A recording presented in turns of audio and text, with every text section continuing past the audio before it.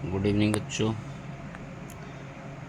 ये second physics है, inter की सेकंड फिजिक्स, चैप्टर नंबर 14। और ये चैप्टर का नाम है प्रकाश का गोलीय पृष्ठों का अपवर्तन। ये प्रकाशी यूनिट का फर्स्ट चैप्टर है। प्रकाशिकी में 2 यूनिट हैं जो 13 नंबर की बोर्ड में आती हैं, और ये पहला चैप्टर है सेकंड बुक का, सेकंड फिजिक्स का। और ये पहला डेरिवेशन है जो बहुत ज़्यादा मोस्ट है और जो पेपर में आते ही आता है। ये है गोलीय अवतल पृष्ठ पर अपवर्तन का सूत्र का निगमन। तो ये हमने डायग्राम बना रखा है। तो ये 2 माध्यम है, एक माध्यम इधर है और एक माध्यम इधर है। ये सघन माध्यम है और ये विरल माध्यम है। सघन माध्यम क्या होता है? जब जब जब अपवर्तन जब कोई किरण एक माध्यम से दूसरे माध्यम में आती है तो वह अविलंब की तरफ झुक जाती है, वहाँ सघन माध्यम होता है। और जो किरण दूर हट जाती है वहाँ विरल माध्यम होता है।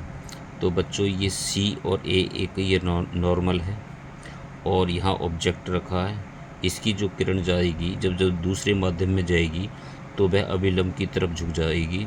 और जब अविलंब की किरण झुक जाएगी और इस किरण को हम सीधा करते हैं तो ये पॉइंट आई पर मिलती है और यहाँ इस वस्तु का आभासी प्रतिबिंब बनता है।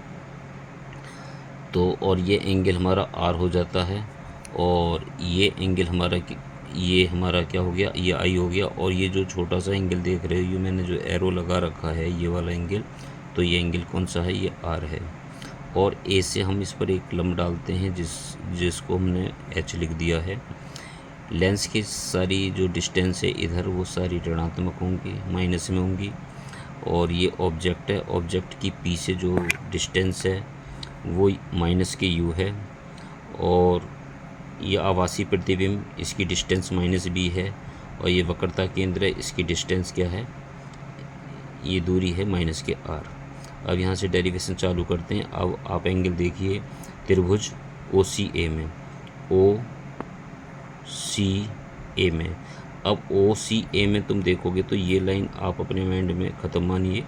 तो हमारा त्रिभुज जो है ओ सी ए में यहाँ बाहर जो एंगल बन रहा है वो गामा है। गामा की वैल्यू हमें फाइंड करनी है इसमें।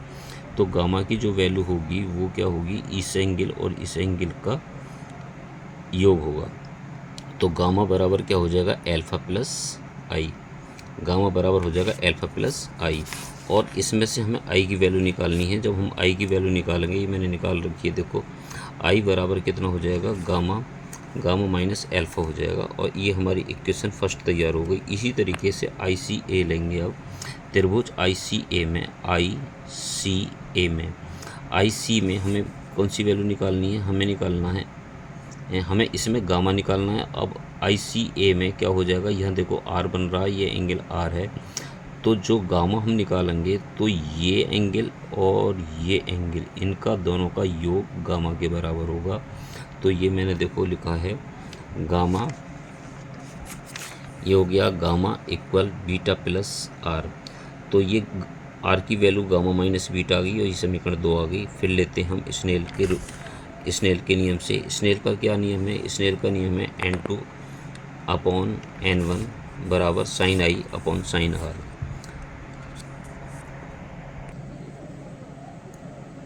देखिए बच्चों, ये फिर N2 अपॉन N1 बराबर हो गया sine I upon sine R, और क्रॉस मल्टीप्लाई करके ये आ गया।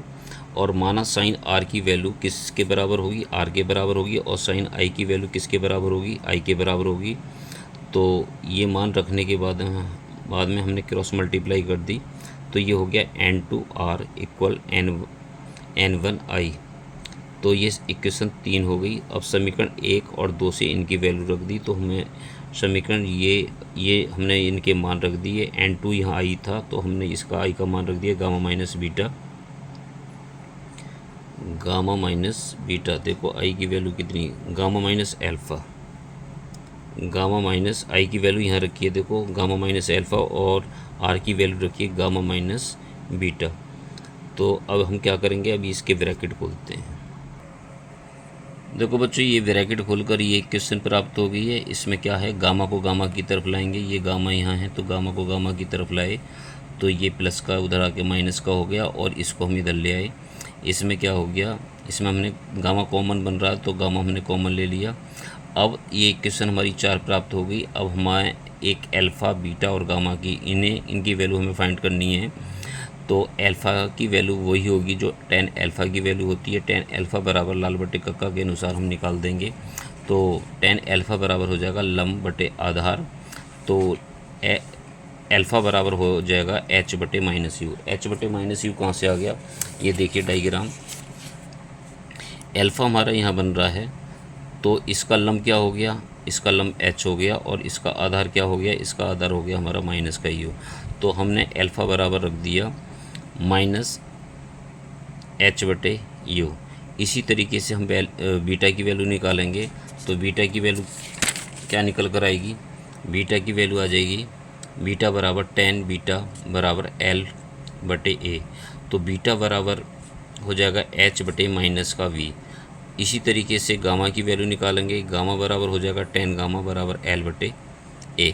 तो गामा बराबर हो जाएगा h बटे माइनस के r। और ये वैल्यू हम कौन सी इक्वेशन में रखेंगे, ये देखो इक्वेशन हमारी 4 थी तो इक्वेशन 4 हमने यहाँ उतार लिए है और इसको हमने फिर इसमें रख दिया है। सबको रखने के बाद में ये माइनस माइनस क्या हो गया, ये प्लस हो गया, प्लस माइनस माइनस हो गया है और ये इतना ही आ गया। ये हमने इसमें देखो यहाँ h आ रहा है और यहाँ भी h आ रहा है। h हमने कॉमन ले लिया, h कॉमन लेने के बाद में हमारी इक्वेशन ये बन गई। h से h काट दिया हमने, h से h काटने के बाद में हमने इसमें क्या है, ये यहाँ माइनस आ रहा है, इसको प्लस किस तरीके से बनाएंगे, इसको प्लस बनाने के लिए हमने इसमें से माइनस कॉमन ले लिया है। माइनस कॉमन लेने के बाद में तो ये